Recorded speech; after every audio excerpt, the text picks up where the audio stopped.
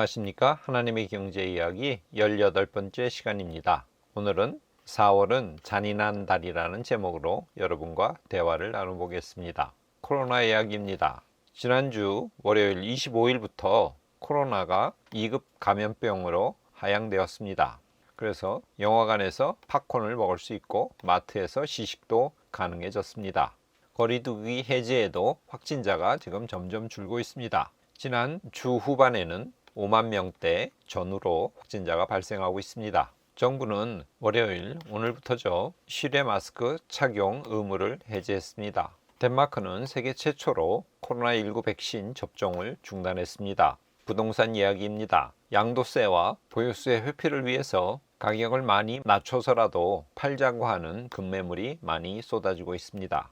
호가에는 안 사고 급매 가격에만 시장에서 거래가 된다고 합니다. 최근 서울 아파트 매매량 2월, 3월 전년 대비 각각 79%, 64%로 거래량이 감소했습니다. 재건축 호재로 노원, 도봉구, 강북구에서 최근 거래량이 조금씩 늘고 있다고 합니다. 이창용 신임 한국은행 총재는 지난주 기자들과 첫 간담회를 했는데 여기서 물가가 성장보다 더 걱정이 된다고 하면서 기준금리 추가 인상 가능성을 시사했습니다. 미국은 우크라이나전에서 방어보다 선멸로 전략을 바꾸고 있다고 합니다. 푸틴은 핵전쟁 위협을 가한 후에 폴란드와 불가리아의 가스 공급을 끊었습니다. 서방에 거친 반격을 가하고 있습니다. 상하이에 이어서 베이징에서도 코로나 확진자가 발생하고 있습니다. 베이징 주민들은 상하이처럼 셧다운하지 않을까 공포에 생필품을 사재고 있습니다.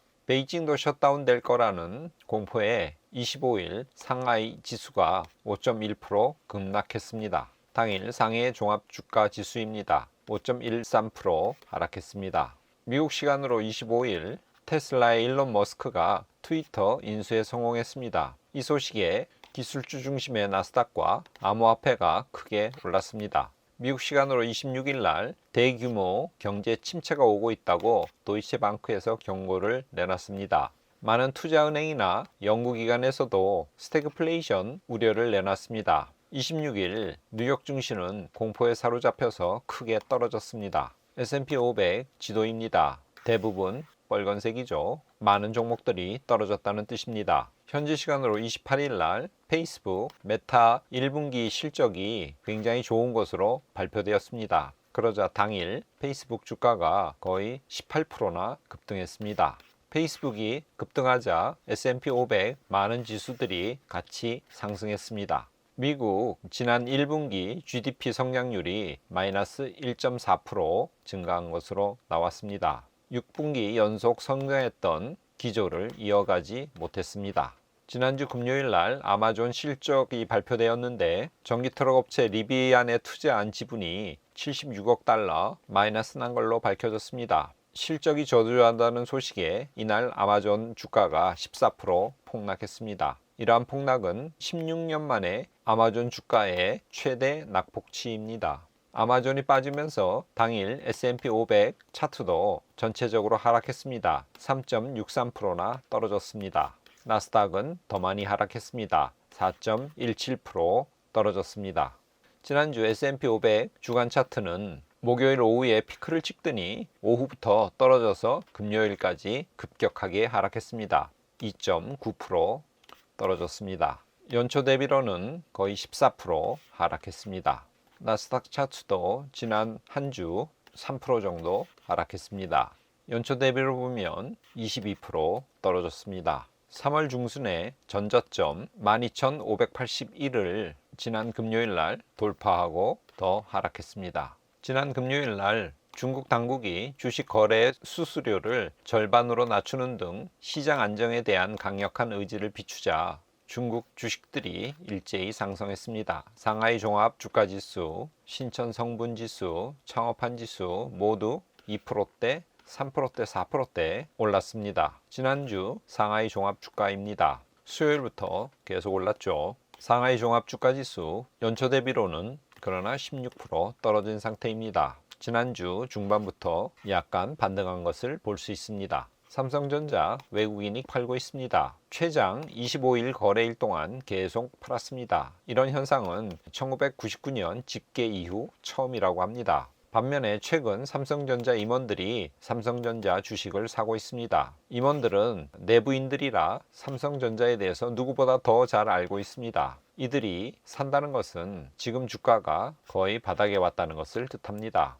코스피 차트 지난 일주일 흐름입니다. 중국 증시처럼 수요일부터 오르기 시작해서 지난주 0.69% 상승했습니다. 코스피 1년 대비로 보면 9.8%, 약 10% 떨어진 상태입니다. 1월 하순에 2600선이 깨지지 않고 계속 지지되고 있습니다. 미 2년물 채권 3개월 차트입니다. 최근 떨어졌다가 다시 올라가고 있습니다. 지금 수익률이 2.73%입니다. 미국 10년물 3개월 차트입니다. 2년물 차트처럼 최근 좀 떨어졌다가 다시 올라가고 있죠. 10년물 국채금리가 모든 금리의 기준이 되는데 지금 2.938%로 거의 3%에 육박하고 있습니다. 비트코인 지난 5일간 차트입니다. 약 5% 정도 하락했습니다. 연초 대비로 보면 비트코인 19% 정도 떨어졌습니다. 주간금 선물 차트입니다. 지난주에는 조금 더 떨어져서 온스당 1911불 수준을 유지하고 있습니다. 텍사스 원유 주간 차트입니다. 배럴당 104불 선으로 지난주와 큰 변동이 없습니다. 달러 인덱스 주간 차트입니다. 미국이 금리를 계속 올릴 것이 확실해지면서 달러의 파워가 점점 세지고 있습니다. 지난주에는 특별히 더 많이 올랐죠. 100에서 지금 103.66포인트를 기록하고 있습니다. 하나님의 경제 이야기 4월은 잔인한 달 정리해 보겠습니다. 지난주 25일 월요일 날 베이징 코로나로 셧다운할 수 있을 거라는 소식이 확산되면서 중국 증시가 굉장히 많이 하락했습니다. 같은 날 일론 머스크는 트위터를 인수하는 데 성공했습니다. 그 소식에 기술주 중심의 미국 증시가 굉장히 많이 올랐습니다. 26일 화요일 날은 미국 시장에서 스태그플레이션 우려가 확산되었습니다. 그래서 미국 증시가 많이 하락했습니다. 28일 목요일에는 페이스북 메타의 실적이 굉장히 좋은 걸로 발표되었습니다. 그에 힘입어서 미국의 대형 기술주들이 3% 내지 4%씩 크게 상승했습니다. 지난주 금요일 날 중국 당국이 거래세를 인하하는 등 주식시장에 우호적인 조치를 내놨습니다. 그러자 중국 증시가 크게 올랐습니다. 같은 날 미국에서는 아마존 실적이 굉장히 저조한 걸로 나타났습니다. 아마존 주가도 굉장히 많이 떨어졌고 미국 증시도 동반 폭락 수준의 반응을 보였습니다. S&P는 당일날 3.63%, 나스닥은 4.17% 떨어졌습니다. 고점 대비로 보면 S&P는 약 14% 현재 하락한 상태이고 나스닥은 23% 하락한 상황입니다. 4월 한 달만 보면 S&P는 8.8% 떨어졌고요. 나스닥은 13.26% 하락했습니다. 한 달에 이렇게 많이 떨어진 것은 거의 쇼크 수준이라고 할 수 있습니다. 4월은 잔인한 달이라고 하는 어느 시인의 시 구절을 생각나게 만드는 실적이었습니다. 나스닥은 고점에서 23% 이상 하락한 상태입니다. 보통 20% 하락하면 침체 국면으로 들어갔다고 설명합니다. S&P 500까지도 20% 떨어진다면 정말로 침체 국면이라고 할 수 있을 것입니다. 하나님의 경제 이야기를 마치면서 오늘은 누가복음 12장 29절에서 32절 말씀을 가져왔습니다. 읽어보겠습니다. 너희는 무엇을 먹을까 무엇을 마실까 하여 구하지 말며 근심하지도 말라. 너희 아버지께서는 이런 것이 너희에게 있어야 할 것을 아시느니라. 너희 아버지께서 그 나라를 너희에게 주시기를 기뻐하시느니라.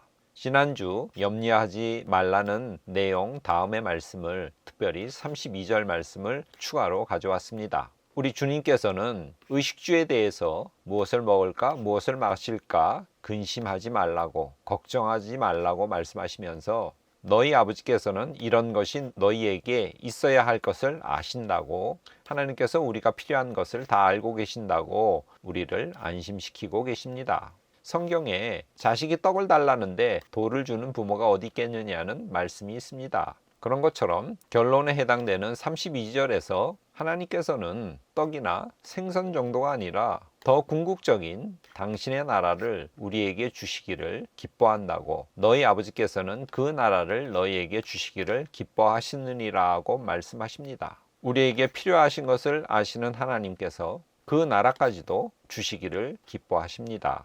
이 사실을 기억하시면서 이번 한 주도 담대하게 살아가는 여러분이 되시기를 바랍니다. 오늘은 이것으로 마치겠습니다. 감사합니다.